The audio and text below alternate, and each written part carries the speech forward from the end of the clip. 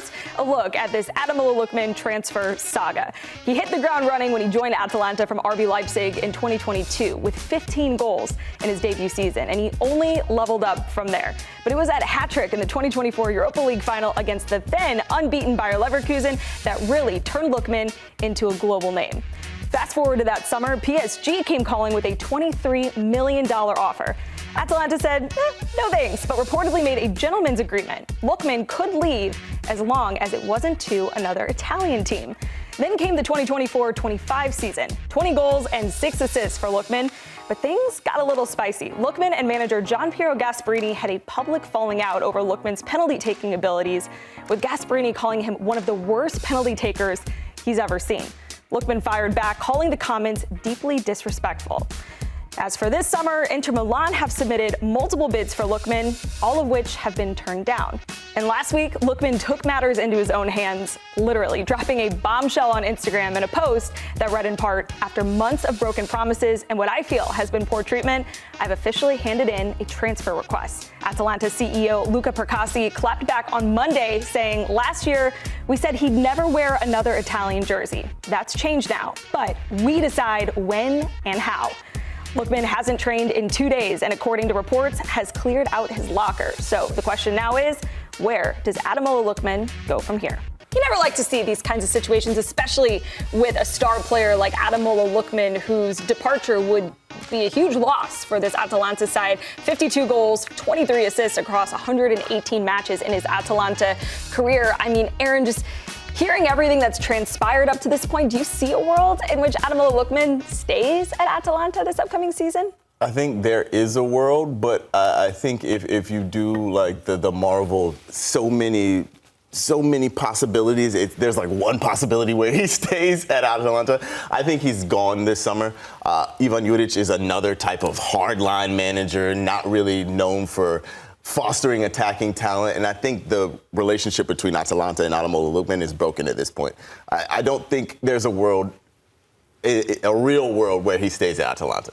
Tone, what do you make of the whole situation with Atalanta not wanting to sell Lookman to another Italian team? Because those have been some of the best offers seemingly on the table this summer for Lookman. Yeah, not selling in your league. I can understand it. You don't want to make your opponent stronger. And I would think more from a financial standpoint, it's not like a lot of Italian teams are coming out of the woodwork to buy Ademola Lookman for $50 million. It's not just right. They just don't have that kind of money. So I would think there's a little bit of financial stuff in there that they don't want to sell in Serie A because it's not the league. They'd prefer to sell them to an Arsenal who might pay a little bit more. Chelsea doesn't want him. They don't need another winger, but teams like that will pay a little bit extra. PSG, $23 million. That's about his range, right? 25 to 30 million.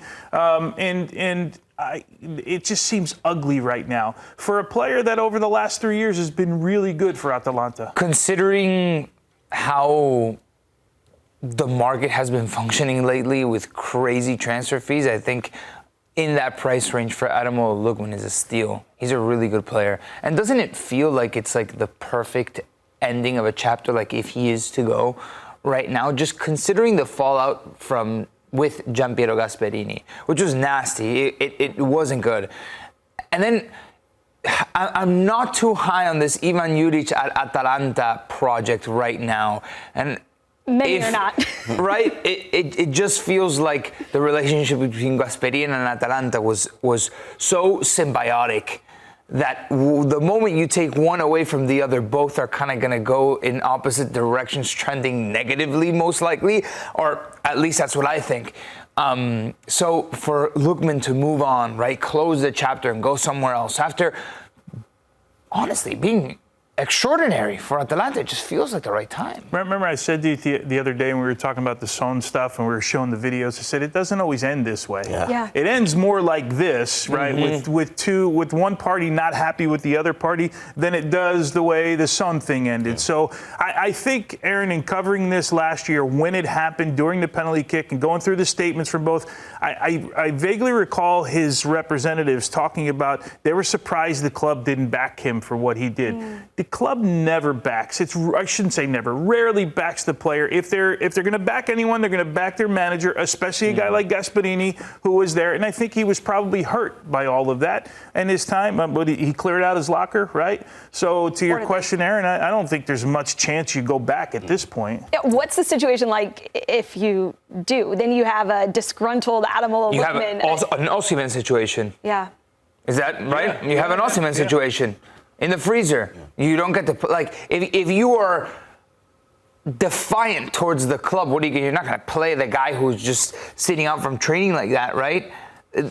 Now we're getting to a point where the margins are thin. Like this is how you want to play this hand, Ademola Lookman.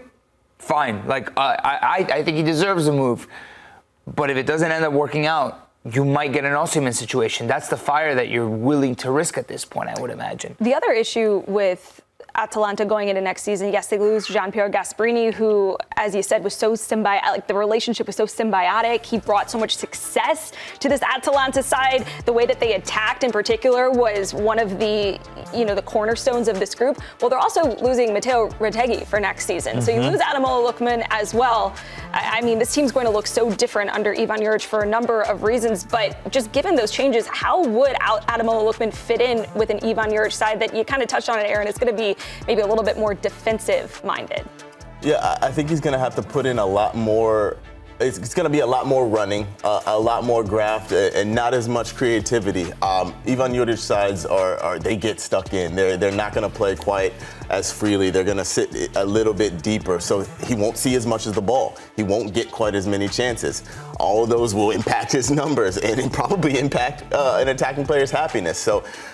This is and one their of those value too, right? And the value, yeah. This is one of those situations where I think he realizes this is probably not a good place for him. Even before Ivan Jurić was signed on as manager, the relationship was probably broken between he and Atalanta, and especially now with Jurić as the manager. Who's in a better position in this whole saga? Is it Ademola Lookman or is it Atalanta? Well, Atalanta owns him, right? So they can say yes or no to anything. But I think their back's up against the wall. Let's be clear, though. With Ademola Lookman and with Retegui, under Ivan Jurić, this team was going to look different anyway, right? Because he just doesn't play an attacking style. He's not that type of manager. Sit back. The one thing Ademola Lookman would have offered Jurić is a counterattacking threat, right? Someone, when they sit in a deep block, someone who can run in behind, can dribble at players, and clearly has a knack for scoring some goals. But yeah, with regards to who, they get Scamacca back. Remember, Scamacca was injured at the beginning of last year, comes back, and he gets injured again. But now it looks like he's fit, so he's a big piece of the puzzle. He's the guy that actually allowed Retegui to get the time that he did in order to shine the way that he did. Di Ketelade, right, comes from Milan, a guy that was an outcast there. Almost the reason why Maldini left Milan, because he thought this guy was going to be good. Well, he has been really good. Pasalic has been one of the most underrated attacking players. Ederson and Darun in the midfield, they know exactly what they're doing. The wide guys, Bellanova, Zappacosta, they get forward. And Carnesecchi, we're going to talk about him a little bit later on. He'll come up in the show. It's a solid side. I just wonder under Jurić if he knows what to do with this side. And I think it could get even better because they have the Retegui money. And not only that, they have the Ruggeri money. Remember, Ruggeri, a young left back, went to Atletico Madrid for a decent amount of money. Like, they have cash to play with. And if they get rid of Lookman, which we're all here saying that it's in the 30 million ballpark range, or at least what we esteem that he's worth, man, if there's anybody that has become the masters of turning a piece of carbon into a diamond, it's Atalanta, right? Finding talent within Serie A, building them up, and then selling them on for even more than they were. It's this team under Piero Gasperine. The biggest question, though, is gone. Is Gasperine, was it the Gasperine magic or was it the Atalanta system? We're going to find out this year because they've bought so well. They've scouted all across Europe, especially Eastern Europe. They find these kind of gems out of nowhere. They turn them into massive transfer profits. But you look at a lot of the attacking players that Atalanta have sold, they don't really do well after they leave Atalanta. Rasmus Højlund, 80 million. Yeah. Mateo Retegui, we're going to see how he does after this. Tim Koopmeiners at Juventus, he has not pulled up. He has not done. Dejan Kulusevski might be the best sale they've made. Amad Diallo has done pretty well for United, but you kind of got to be wary when you buy from Atalanta. Muriel, Zapata, Papu Gomez. Once they get out from the Gasperine overriding influence, they're not quite the same player.